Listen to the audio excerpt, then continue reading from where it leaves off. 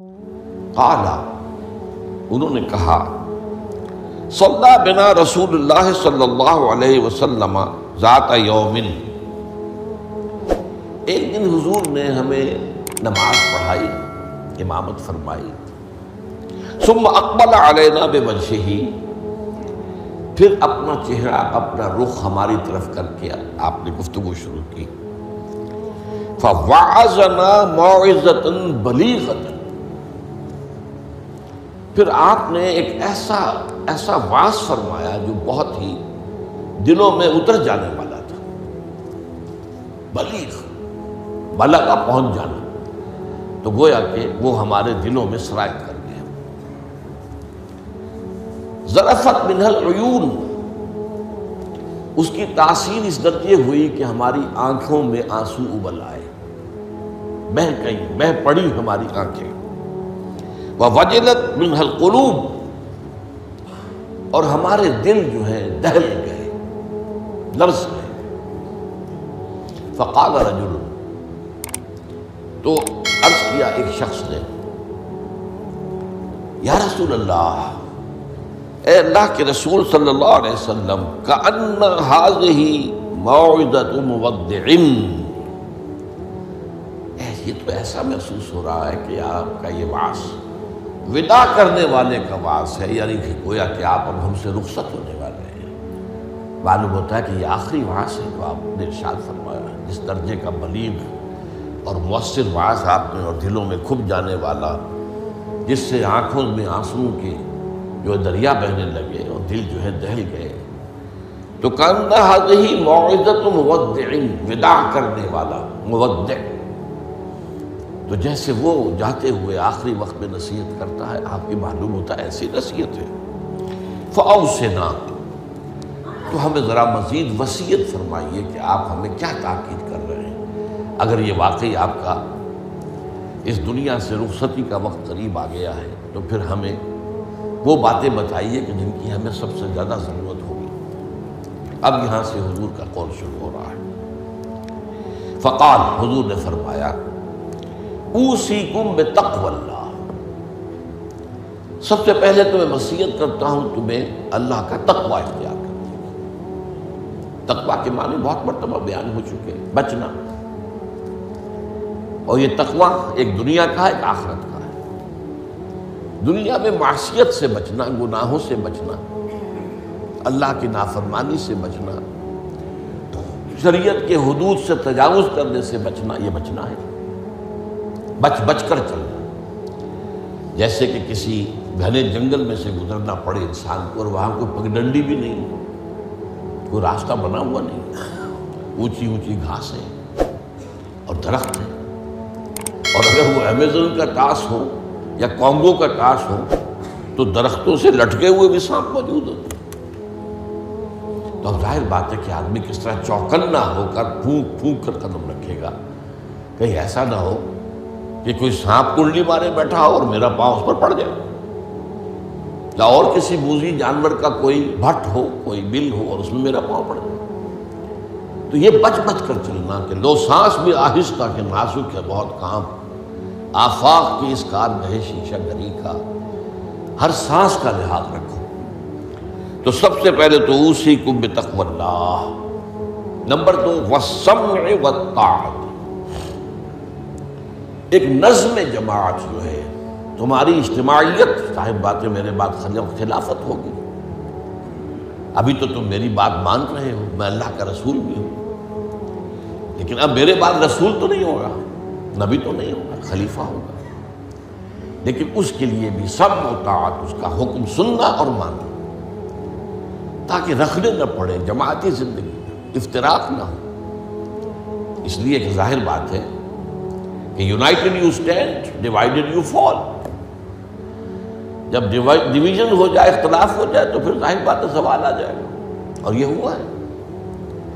حضرت عثمان رضی اللہ تعالیٰ عنہ کی شہادت کے بعد سے وہ ڈویژن ہو گئی، شیعان عثمان، شیعان علی، اور پھر آپ کو معلوم ہے خانہ جنگی ہوئی۔ حضرت علی رضی اللہ تعالیٰ عنہ کا جو پورا عہد خلافت جو ہے وہ خانہ جنگی کی نظر ہو گیا، 1 لاکھ کے قریب مسلمان جو ہے ایک دوسرے کی تلواروں اور تیروں اور نیزوں سے ختم ہو گئے۔ تو ظاہر بات ہے کہ پھر زوال تو شروع ہو ہی جانا تھا۔ فرمایا وَالسَّمْعِ وَالطَّاعَةِ وَإِن كَانَ عَبْدًا حَبَشِيًّا، خواہ تمہارا خلیفہ تمہارا امام چاہے ایک حبشی غلام ہو، یہ نہ سمجھنا کہ تم برتر ہو، اعلیٰ ہو، وہ ادنا ہے، وہ گھٹیا ہے، نہیں، حبشی غلام بھی ہو تو فَإِنَّهُ مَن يَعْشُ مِنكُم بَعْدِي فَسَيَرَىٰ اخْتِلَافًا كَثِيرًا، اس لیے کہ تم میں سے جو بھی میرے بعد زندہ رہے گا وہ بہت کثرت کے ساتھ اختلاف دیکھے گا کہ مسلمانوں میں اختلاف ہو جائے۔ اختلاف تو حضرت ابوبکر کے زمانے بھی ہوا، بس بات ہو گئی، اختلاف رائے ہو گیا، پھر فیصلہ ہو گیا، پھر سب عمل کر رہے ہیں۔ ایسا تو کبھی ہو ہی نہیں سکتا انسانی معاملات میں کہ اختلاف نہ ہو، لیکن اختلاف میں شدت ہو جائے، میری بات لازماً مانی جائے، یہ وہ چیز ہے ایجاب کل ذی رائے برائے ہی، کہ ہر شخص جو صاحب رائے ہے وہ اپنی رائے پہ اڑ جائے اور اسی کو اچھا سمجھے، تو پھر جماعت کیسے چلے گی؟ جماعت میں تو ظاہر بات ہے کہ کسر و انکسار کرنا پڑتا ہے، اپنی رائے کو پیچھے ڈالنا پڑتا ہے، امیر کی رائے کو ماننا پڑتا ہے۔ تو فرمایا فَإِنَّهُ مَن يَعْشُ مِنكُم بَعْدِي فَسَيَرَىٰ اخْتِلَافًا كَثِيرًا، اب وہ آیا جو اس موضوع سے متعلق ٹکڑا ہے، فَعَلَيْكُمْ بِسُنَّتِي وَسُنَّتِ الْخُلَفَاءِ الرَّاشِدِينَ الْمَهْدِيِّينَ، تو تم پر واجب ہے کہ میری سنت کو پکڑے رکھنا اور میرے خلفائے راشدین کی سنت کو پکڑے رکھنا، یہ تاکید، ان کی سنت کو مضبوطی کے ساتھ تھامے رکھنا۔ المہدیین، یہ جو خلفائے راشدین ہوں گے یہ مہدی ہوں گے، مہدیین ہدایت یافتہ ہوں گے۔ تمسکوہا وعضوہا بالنواجذ، دیکھو میری سنت کو اور میرے خلفائے راشدین کی سنت کو اپنے دانتوں سے پکڑ کر رکھو۔ یہ کچلیوں کے دانت جو ہوتے ہیں کسی شے کو پکڑنے کے لیے، درندوں میں آپ کو معلوم ہے یہ لمبی ہوتی ہیں کچلیاں، یہ چونکہ زندہ گوشت کو پھاڑنا ہوتا ہے، زندہ جانور کو، یہ کچلیاں ہی ہوتی ہیں جو ان کو پھاڑتی ہیں، یہ آگے کے دانت کی کام نہیں کر سکتے۔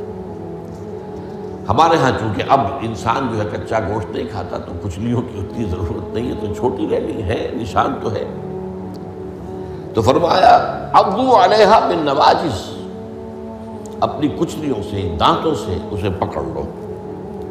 وَإِيَّاكُمْ وَالْمُحْدَثَاتِ الْأُمُورِ، اور دیکھو ہرگز نئے پیدا ہونے والے معاملات کی پیروی نہ کرنا، یہ بدعت ہے۔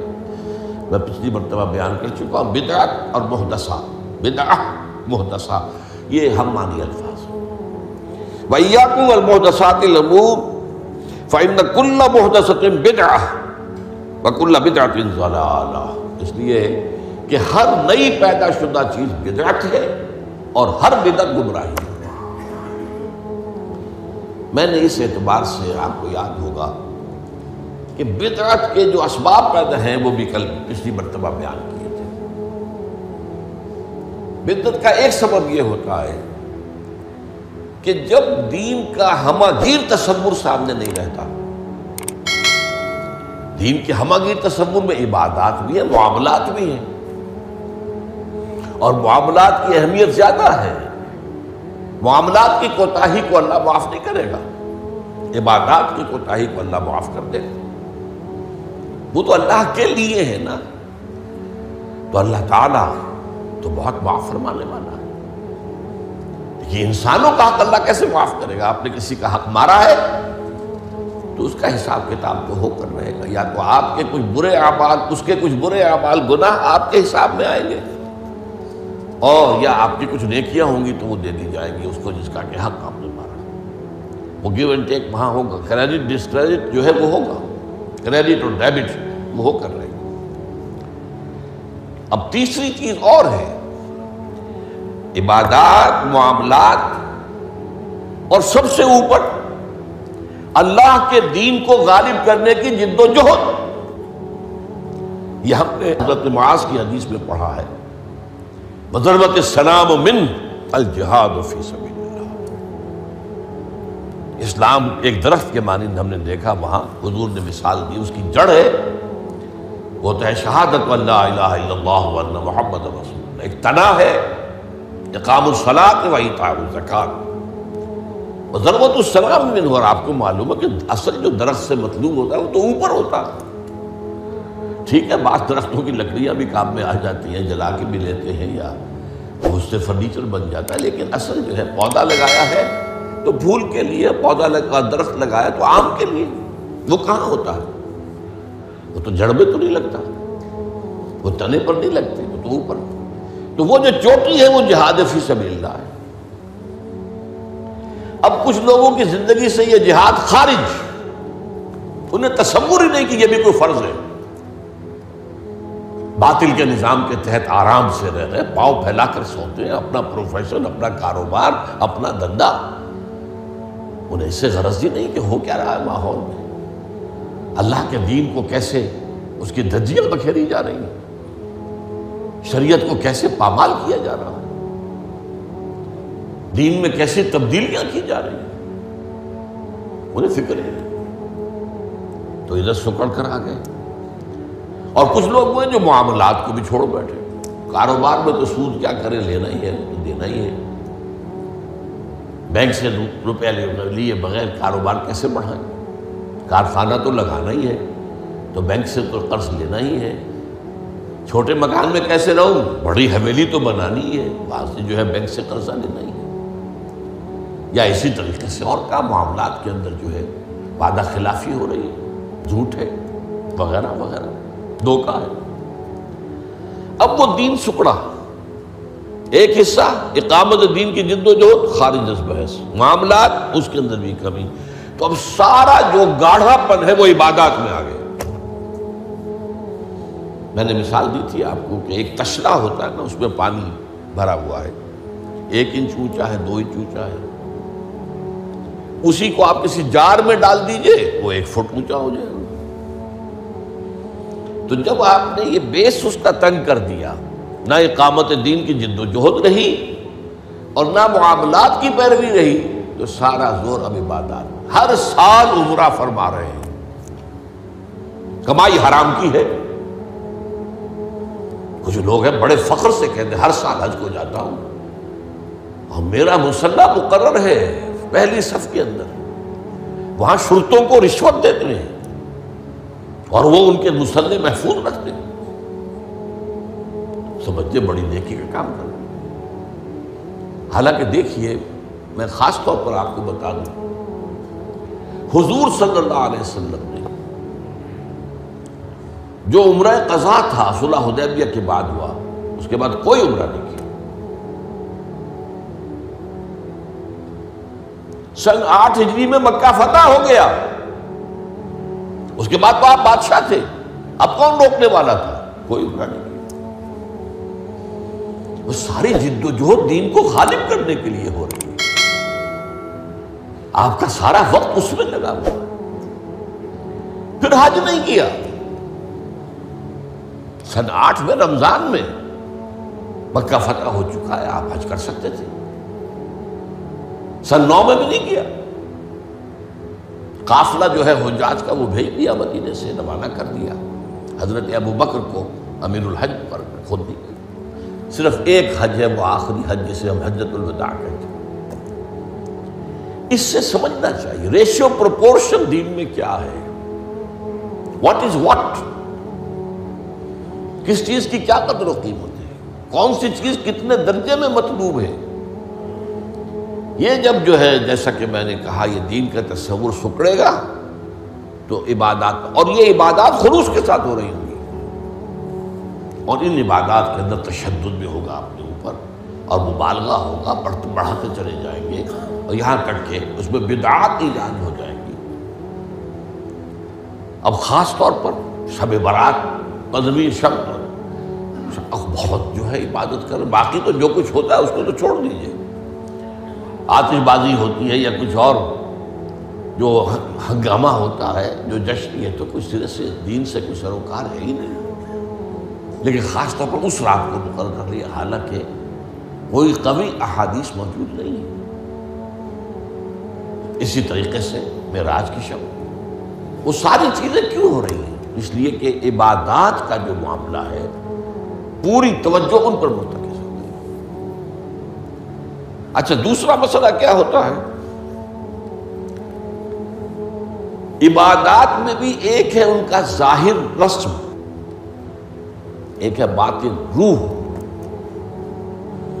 ایک نماز کا ظاہر ہے، فقہی طور پر آپ نے بالکل صحیح نماز پڑھ لی، صحیح وضو کیا، پھر اس کے بعد آپ نے تکبیر تحریمہ کہی، ہاتھ اٹھائے، باندھ لیے، ثنا پڑھی، فاتحہ پڑھی، کچھ اور قرآن کا حصہ پڑھا، پھر رکوع میں گئے، تسبیحات کی، پھر کھڑے ہو گئے، پھر سجدے میں گئے، پھر بیٹھے، پھر سجدے میں گئے، پھر اٹھ کھڑے ہوئے۔ یہ جو رسم نماز ہے، اس کی ظاہری شکل، رسم کہتے ہیں ظاہری شکل، رہ گئی رسم ازاں روح بلالی نہ رہی، فلسفہ رہ گیا تلقین غزالی نہ رہی۔ اب اگر اسی پر توجہ مرتکز ہو جائے گی تو روح دین کی طرف سے توجہ ہٹ جائے گی۔ اس ظاہر کے بارے میں تو بڑی نیند میخ ہوگی، چھوٹی چھوٹی باتوں کے اوپر اختلاف ہو جائے گا، من دیگرم تو دیگری، یہ کیا کیا تو نے؟ آمین زور سے کہہ دیا، یہ ہماری مسجد میں آیا کیسے تو؟